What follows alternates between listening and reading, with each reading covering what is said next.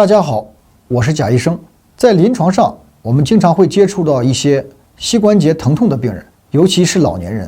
引起膝盖疼痛的原因有很多，有一部分与半月板损伤有关。为什么半月板容易损伤？半月板的损伤多见于球类运动员、搬运工等运动量大的人群。当膝关节半曲、半弯，并且长期运动或运动时不正确的姿势、角度，都会对膝关节带来过大的负担，进而损伤半月板。随着年龄的增加，当膝关节承受着半月板所能承受的生理极限的时候，就会对半月板造成损伤。所以我们要经常注意我们膝盖的情况。半月板损伤会出现什么症状呢？半月板的损伤一般都会伴有外伤史，出现疼痛、关节绞索、弹响、关节肿胀等症状。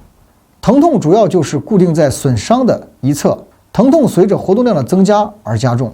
有一部分人的疼痛并不是很明显。关节绞索就是指在活动时关节突然不能屈伸，但是经过自我缓解或者在医生的帮助下能够缓解。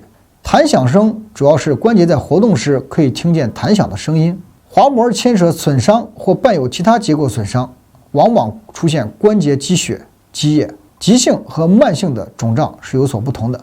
50岁后的人在没有外伤的情况，也有可能出现上下楼膝盖的疼痛，或者蹲下起立时膝盖疼痛。这个疼痛会有一定的范围，膝盖弯曲的角度不同，疼痛的程度也有所不同。当过了疼痛的角度后，也就不疼了，但严重时会导致膝关节活动受到限制，需要经过一段时间的休息才能够得到缓解。今天就到这里，关注贾医生，关注健康。